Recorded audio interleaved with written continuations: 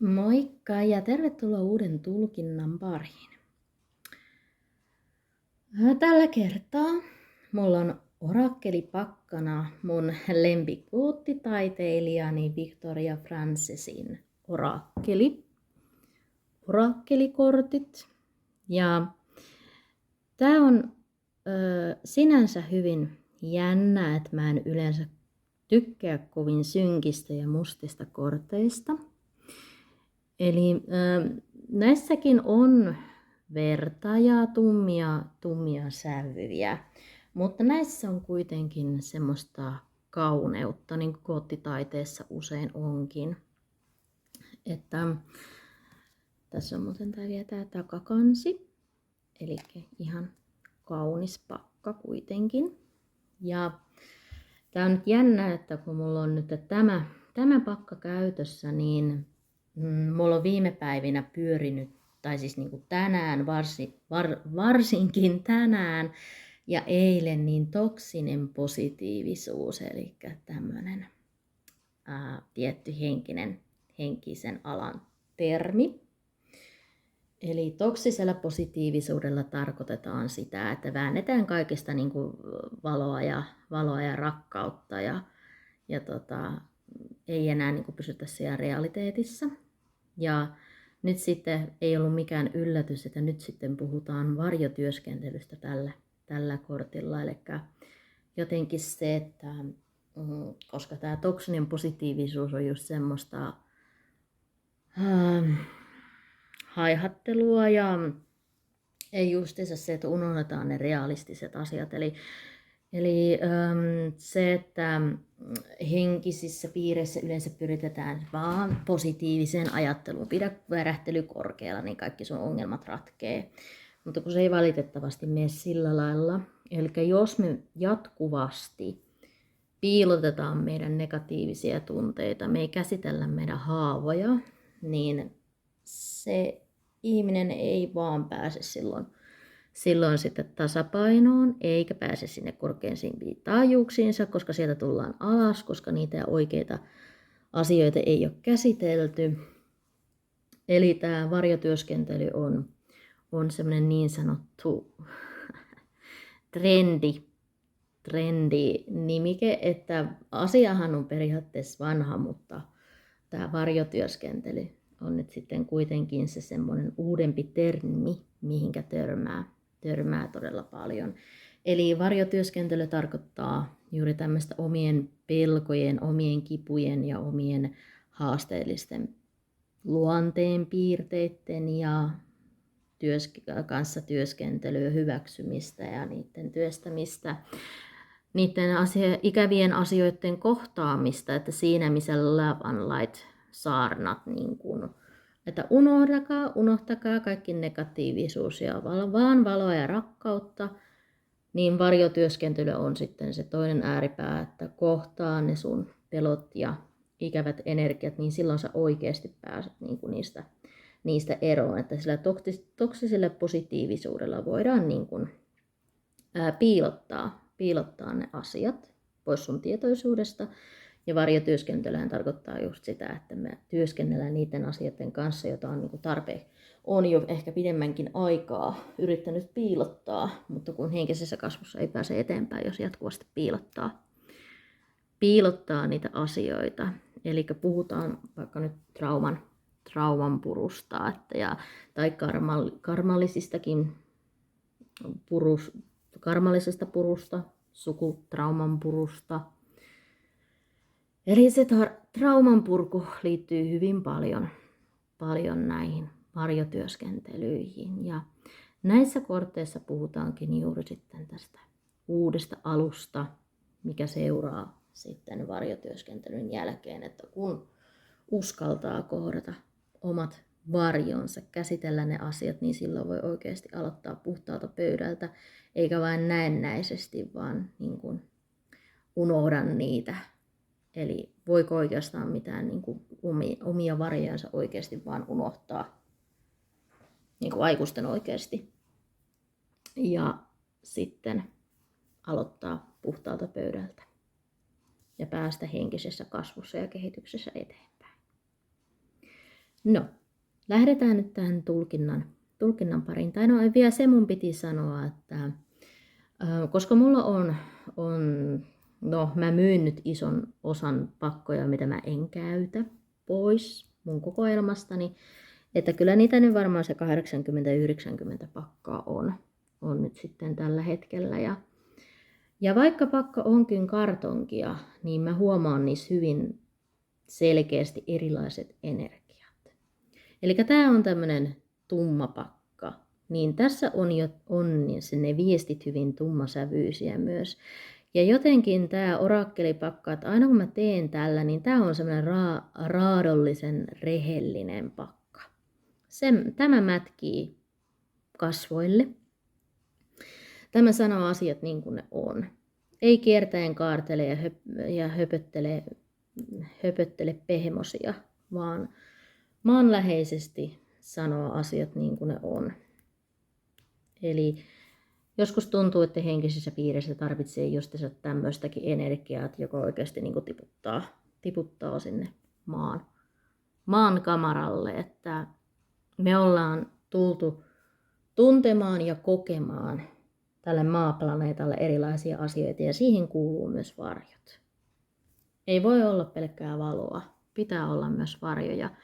Se, että tässä maailmassa pitää tapahtua myös synkkiä ja pahoja asioita, että se on ainut keino päästä niin kuin kehittymään omassa henkisessä kasvussa, omassa sielunkierrossansa. Eli me tarvitaan myös sitä pimeyttä, me tarvitaan myös niitä pelkoja, me tarvitaan myös tuskaa, me tarvitaan myös surua, voidaksemme kehittyä.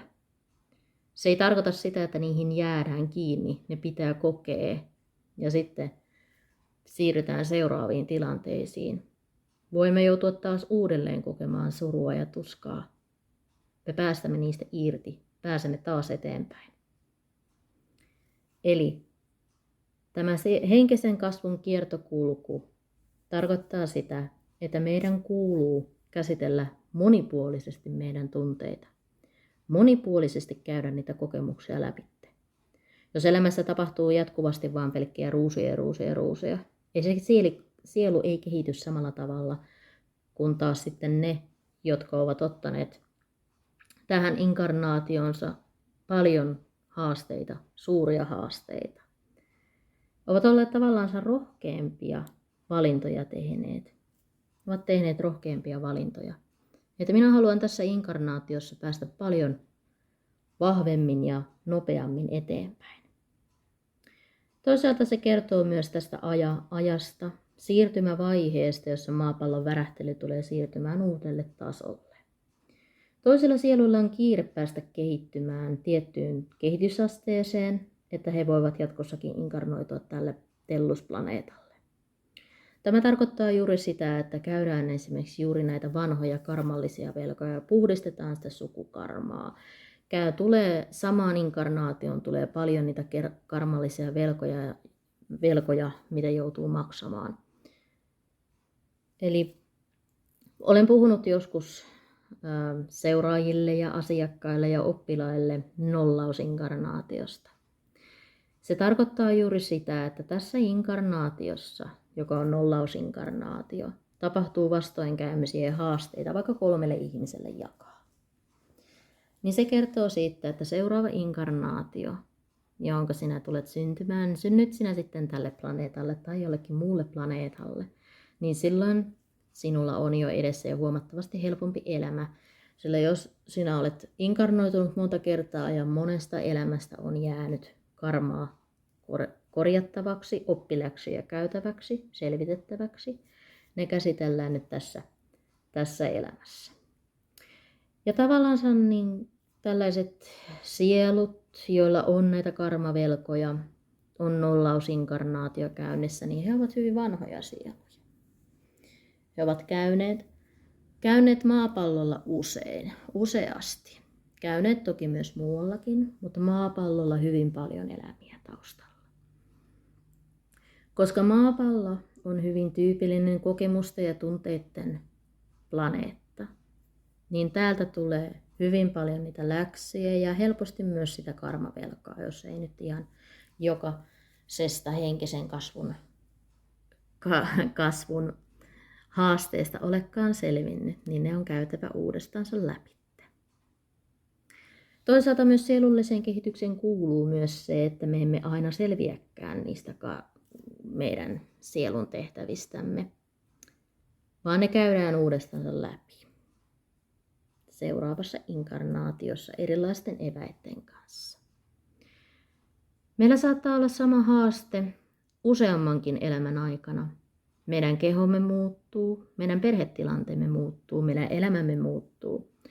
Saatamme asua eri maassa, mutta silti meillä on samanlainen haaste.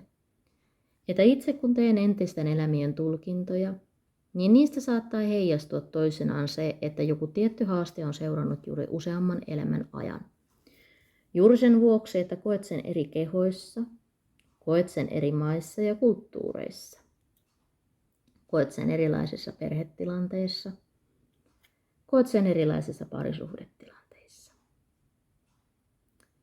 Näitä kokemusten ja tunteiden moninaisuus korostuu tässä tulkinnassa, sillä tämä tuo juuri sen toisen puolen, jota me ehkä pelkäämme ja mitä me haluamme ehkä piilottaa itsestämme, koska se, että meille kuuluu ne surut ja tuskat, niin ne on sellaisia asioita, mikä haluaisi mieluusti jättää kokematta, mutta kun ne vaan pitää käydä lävitse.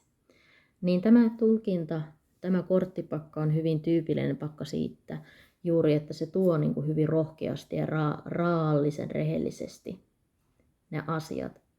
Että sä et voi juosta karkuun näitä asioita, vaan ne on sun kohdattava. Sellainen alkuspiikki näköjään tuli tähän tulkintaan. Ja jokohan me lähdettäisiin aukaisemaan tätä. Eli täällä on meillä taas tämä teemakortti, pääteema. Hämärässä kulkeminen, uudet alut ja mahdollisuudet. Eli varjotyöskentelyn kortti. Uskalla kohdata sinun pelkosi, uskalla kohdata sinun kipusi. Uskalla käsitellä sinun traumasi. Nämä voivat olla myös se sukukarma nousee täältä näköjään tähän tulkintaan. Eli nämä voivat olla sellaisia asioita, jotka eivät periaatteessa liity sinuun, mutta sinun tehtäväsi on ne puhdistaa. Ne voivat olla niitä karmavelkoja. Eli sinulla ei ole mitään tietoa siitä, että mikä tämä asia on, miksi minun pitää tämä asia käsitellä. Eli jokin asia nousee entisistä elämistä puhdistettavaksi. Se, että mistä tietää, että se on joku entisen elämän juttu, niin se huomaa siitä, että sinulla ei ole mitään syytä vaikka triggeröityä jostakin asiasta. Sinulla ei ole mitään kokemusta tässä elämässä tähän asiaan liittyen. Sinulla on joku pelko, mille ei löydy mitään loogista selitystä. Esimerkiksi saatat pelätä vaikka karhuja, vaikka et ole semmoista koskaan edes nähnytkään elävänä. Jokainen tänä päivänä on kyllä nähnyt televisiossa tai valokuvissa karhun ja pelkää aivan hirveästi. Mutta minkä takia? Nallehan on meillä monellakin sänkykaverina ollut lapsuudessa. Mikä siinä niin pelottavaa on? Niin se saattaa ollakin se, että sinä olet vaikka joutunut entisessä elämässä karhun raatelemaksi ja syömäksi. Se pelko on jäänyt sinun kehoosi ja sinun puhdistettavaksi. Tässä elämässä tunnet tämän pelon, muistat pelon, mutta et välttämättä muista, mistä se on lähtöisin. Ja se onkin entisten elämien yksi mielenkiintoisimmista asioista. Kun teen entisten elämien tulkintoja, niin niissä löytyy aika usein juuri niitä ikäviä kokemuksia, koska ne asiat halutaan tuoda tietoisuuteen. Tämä pelko liittyy tähän.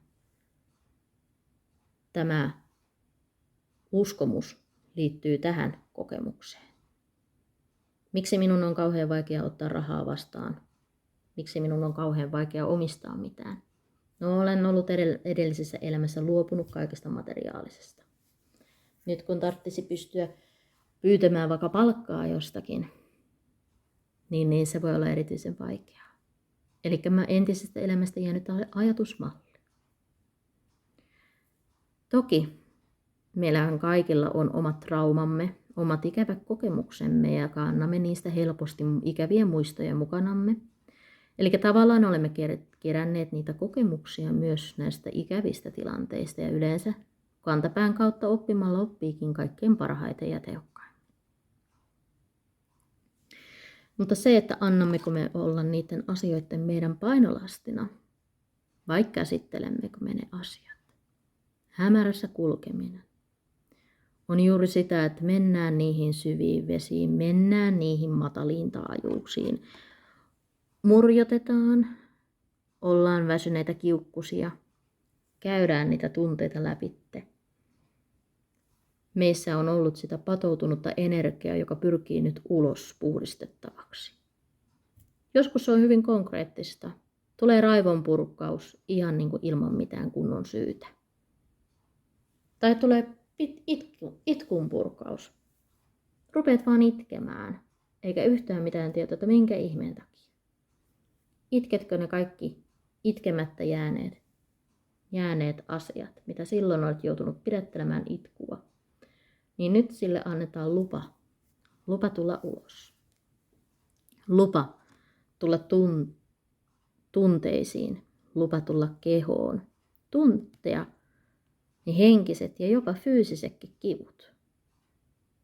Tämä voi olla, että jollekin tulee hyvin semmoinen sairastelun kausi, tai on ehkä jo ollutkin, että pitemmän aikaa olet ollut kipeänä, koska sinussa on niitä kehollisia kipuja, jotka on jätetty huomiotta, jätetty tuntematta. Eli puhdistetaan myös niitä kehotuntemuksia. Käydään myös niitä läpi. Varsinkin tässä ajassa, jossa elämä on hyvin hektistä, voi käydäkin juuri niin, että minulla ei ole aikaa sairastaa. Minä sairastan sitten joskus. Minä otan tästä pillerin ja painan taas menemään. Se kipukokemus jää tuntematta ja se takautuvasti tulee meille uudelleen. Voi olla, että se sama kipu ei enää menekään pillereillä, vaan meidän täytyy kärvistellä sen kivun kanssa, koska nyt ei vaan lääkkeet auta. Se jäi kokematta se kipu, nyt se käydään läpi. Vitosia täällä korteissa näköjään on, ja tässäkin näkyy vitonen, eli tilapäisyyden numero. Eli tämä vitonen täällä muistuttaa, että tämä on nyt tämä hetki. Nyt se käydään läpi. Hetken päästä sitä ei enää ole, sillä tämä on vain tilapäinen tilanne. Siksi tähän liittyykin uudet alut ja mahdollisuudet. Kestä tämän kaiken. Käyttämän kaiken lävitse. Puhdistat itsesi. Puhdistat mielesi, puhdistat kehosi.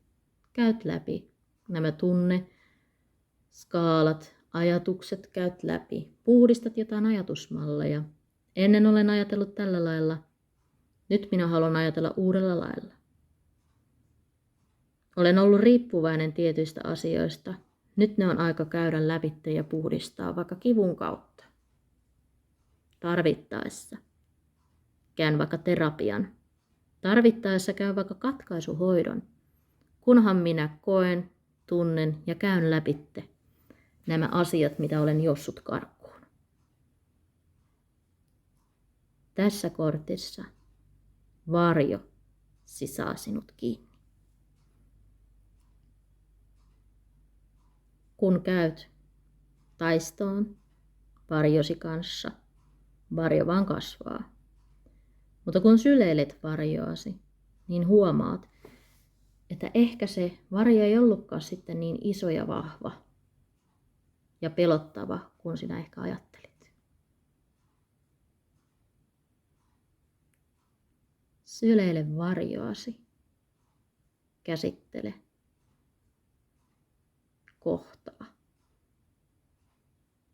ja äläkä pelkää enää. Silloin kun kohtaat varjosi, niin pelko on ihan normaalia. Ihmiselämässä olemme tottuneet siihen, että pelkäämme kaikkea tulevaa, josta emme voi olla ihan täysin varmoja, mitä se tuo tullessaan, koska se voi tuoda jotain ikäviäkin asioita. Uudet alut ja mahdollisuudet muistuttavat siitä positiivisesta luottamuksesta, mikä liittyy tulevaisuuteen aina. Vaikka tällä hetkellä kärvistelisit kuinka haasteellisissa ihmissuhteissa, taloudessa tai kipujen kourissa, niin luota siihen, että tämä kaikki tullaan vielä sinulle palkitsemaan. Tunne ja koe nämä asiat, joita sinun varjosi sinulle näyttää. Varjosi paljastaa sinun kasvonsa. Voit jopa yllättyäkin siitä, mitä tämä varjo sinulle näyttää. Se on kuin kuu, joka tulee pilvien takaa esiin, näyttäen sinulle asioita, joita olet piilotellut elämässäsi.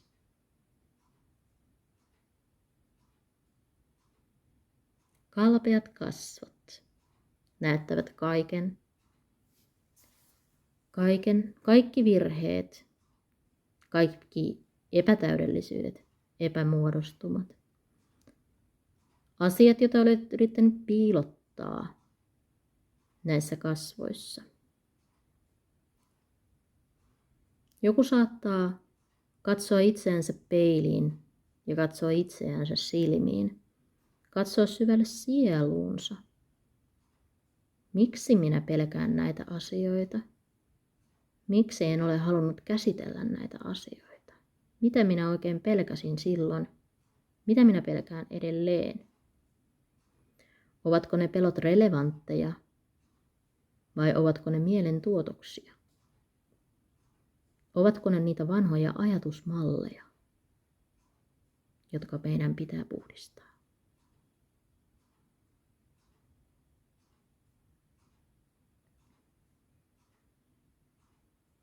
Koska tämä nainen siirtyy vasemmalle puolelle, eli menneisyyteen päin. Tämä on menneiden asioiden kaivelun kortti.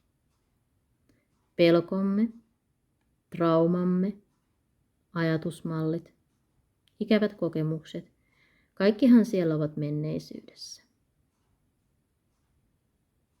Tämä naisen asento tässä on suhteellisen rauhallinen, hitaasti etenemä.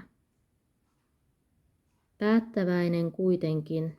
Hän tietää, että tämä tulee sattumaan, mutta hän on päättänyt, että minä menen silti, menen kuitenkin. Vaikka menen hitaasti, menen silti. Askel askeleelta, vaikka se olisi pieni ja hento ja arka, astun kuitenkin sen askeleen. Käännän katseeni menneisyyteen. Ja otan vastaan, mitä se minulle tuo tietoisuuteen. Tämä voi kertoa siitä. Kolmonen kertoo usein juuri useamman ihmisen tilanteesta. Tietyt ihmiset saattavat tuoda nämä asiat eteesi. Että jos et sinä itse lähde tietoisesti näitä asioita tonkimaan, joku voi tuoda ne sinun tietoisuuteesi. Menneisyydestä tuleva henkilö tuo ja tulee sinun elämääsi, repien sinun haavasi auki. Koska nyt on aika käsitellä tämä asia. Karkujuoksu on päättynyt ja tämä asia tuodaan sinulle. Siinä on kohtalonomaisia vaiheita ja tilanteita. Mitenkä voi ollakin, että tässä maailman kolkassa, tässä maailman ajassa minä tapaan tämän ihmisen kaikista epätodennäköisimmän tilanteen ja vaihtoehdon, kaikista epätodennäköisimmän henkilön. Tämä ihminen tuotiin sinulle juuri sen vuoksi, että sinun pitää hänet kohdata.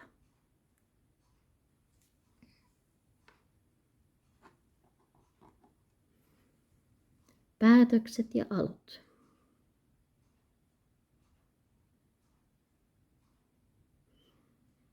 Sama päättäväisyys tulee täältäkin. Vaikka minut on lyöty monesti maahan. Olen itkenyt verta. Olen väsynyt. Mutta päätökseni olen tehnyt ja olen ollut tietoinen siitä, mitä kaikkea se tuo tullessansa. Tämä on ollut tietoinen päätös. Tämä on ollut tietoinen kokemus ja halu käydä tämä asia lävitse. Otan vastuun omista teoistani, omista ajatuksistani ja olen valmis kohtaamaan ne ikävätkin asiat, jota eteeni on tuotu. Ne asiat, mitä aikaisemmin piilotin helmani alle. Nyt olen nostanut helmani ylös, käsitellyt sen asian. Vaikka minut on lyöty, nujerrettu, olen väsynyt, olen kipeä. Olen tehnyt sen päätöksen, että nämä asiat minun piti käydä. En jaksa enää juosta karkuun. Vaikka olen väsynyt, olen tyytyväinen, sillä tiedän, että tästä tilanteesta ei ole muuta kuin matka ylöspäin. Minä lepään nyt, jotta jaksan taas nousta ja taistella. Minä lepään nyt, että voin lopullisesti jättää tämän asian taakseni. Minä lepään nyt, voidakseni aloittaa alusta.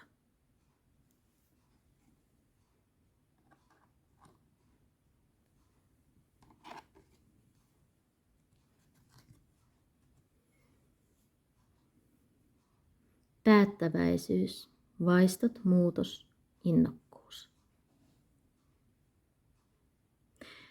Olen ehkä saanut inspiraatiota ja uskoa siihen, että nyt on aika käydä nämä läpi. Olen maalannut kasvoilleni soturin merkit. Tiedän, mitä kaikkea tästä voi seurata. Mutta silti haluan koota itseeni rohkeutta ja itsevarmuutta käydä läpi tämä taista. Otan myös vastuun siitä, että voi mennäkin huonommin kuin olin ajatellut. Otan vastuun siitä, että minä toimin nyt itse enkä vain odota asioiden tapahtuvan. Selässäni on siivet, jotka kantavat minua. Minä luotan siihen, että kun minä itse teen, minä itse toimin, minä itse taistelen, niin minä selviän tästä. Minä olen päättänyt toimia. Minä olen päättänyt kohdata asioita. Minä olen päättänyt toteuttaa nämä tavoitteet. Minä olen päättänyt tehdä tämän asian, meni syteen tai saveen. Minä olen päättänyt, että vaikka kuinka paljon se sattuisi, kuinka paljon se toisi minulle surua ja tuskaa, vaikka kuinka paljon se rasittaisi myös minun läheisiäni, minun on aika kohdata tämä. Intuitio on sanonut minulle jo pidemmän aikaa, että tämä asia on minun kohdattava. Se, että en ole ehkä toiminut vielä, on ollut se, että olen ehkä pelännyt, että onko intuitioni oikeassa. Olenko ehkä pelännyt sitten sitä, että mitä tulevaisuus tuo tullessaan. Nyt kuitenkin olen päättäväinen. Niin tai näin on tapahtuva.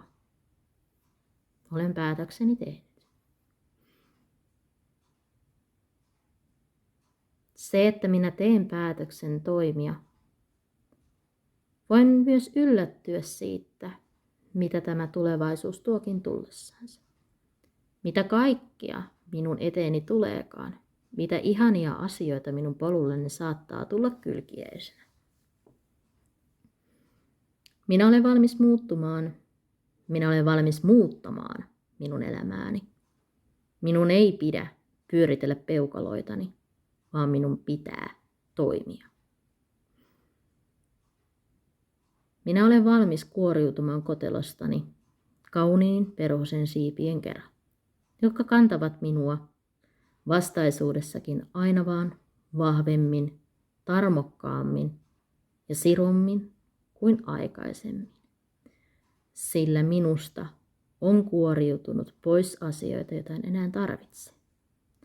Olen aivan uusi ihminen, jotan ilolla vastaan sen, mikä minusta on tullut ja mikä minusta on tulossa.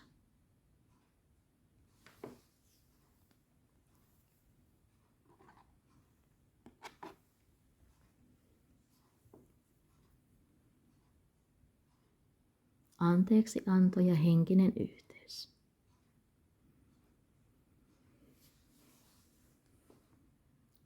Koska on mahdollista, että tilanteesi riittyy useampia ihmisiä, niin joudut työskentelemään myös heidän energioiden kanssa. Kaikki ei olekaan ihan täysin vaan sinun henkilökohtaista työskentelyä, vaan myös muiden ihmisten työskentelyä. Toiset ihmiset eivät pistä tikkua ristiin oman henkisen kasvunsa eteen, ja se voi joskus meitä hyvin paljonkin ärsyttää, että minäkö tässä olen se ainut, joka tässä nyt tekee ja yrittää. Ehkä se ei ole heidän hetkensä, vaan tämä onkin vain sinun hetkesi.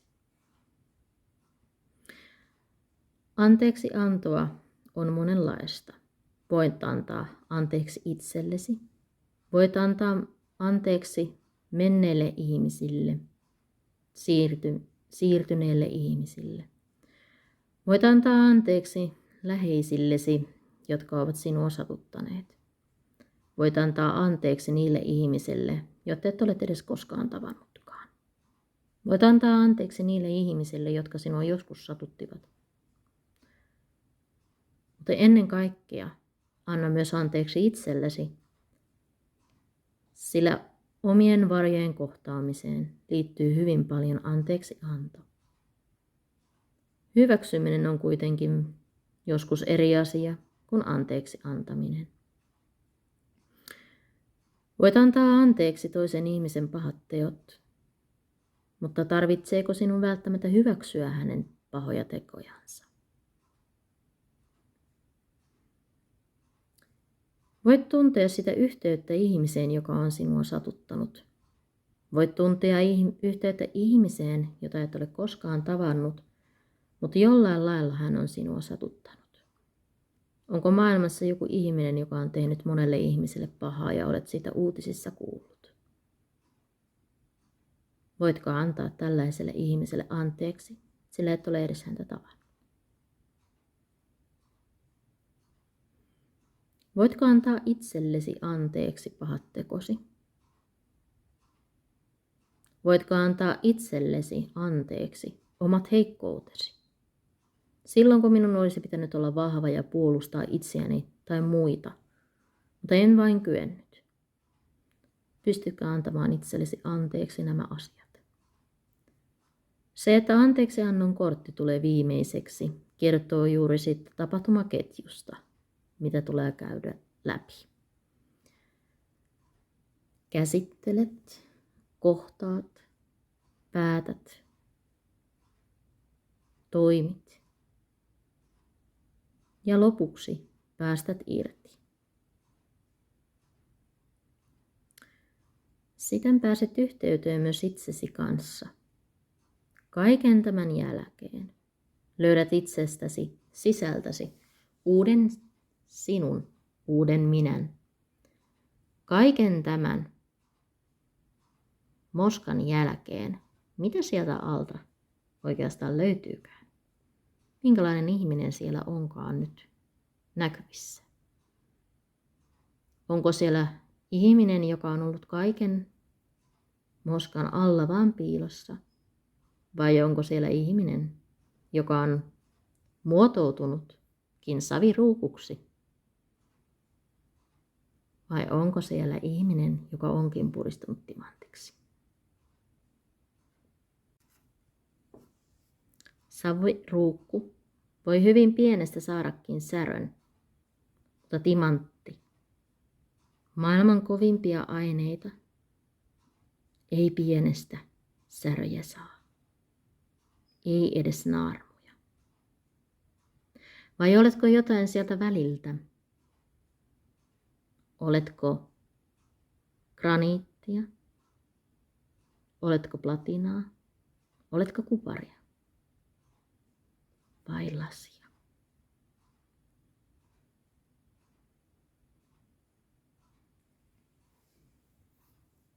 Tämän kaiken jälkeen, kuka sinä olet? Kaiken sen alla, kuka sinä olet oikeasti? Se on varjotyöskentelyn ydin.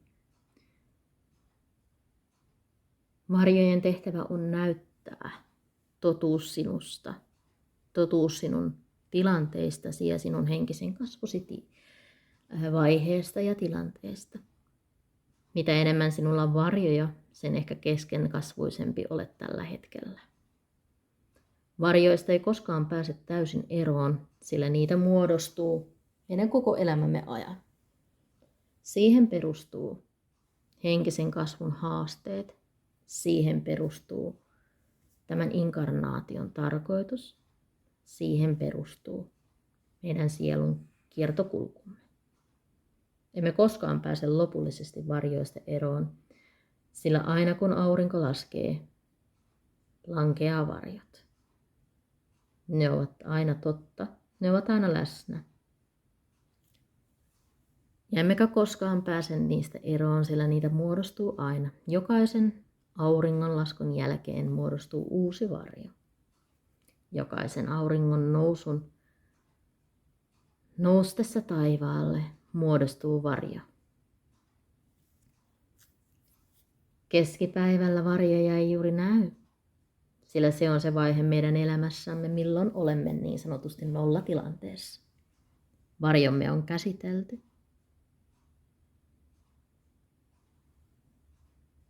Ja taas näemme ne varjot. Mutta kun aurinkoa ei näy ollenkaan, silloin ei myöskään varjotkaan näy. Olemme taas nollatilanteessa. Olemme neutraalissa tilanteessa. Ei ole valoa eikä varjoa. Mutta sekin on vain se hetki elämässämme, jolloin emme tunne mitään, emme koe mitään. Olemme pysähtyneessä tilassa. Sekin on vain se hetki, sillä sen jälkeen nousee taas aurinko ja valon ja varjon leikki alkaa. Emme koskaan voi olla pitkään pysähtyneessä tilassa. Valon ja varjon leikkiä. Tulinen, intohimoinen tango. Tummaa silkkiä. Vaaleaa, kuulasta kultaa. Naamioita kasvoillamme. Ja esiintyjiä, jotka paljastavat kasvonsa sen naamion takaa. Astuvat esiin suurten hurrauksien kerran.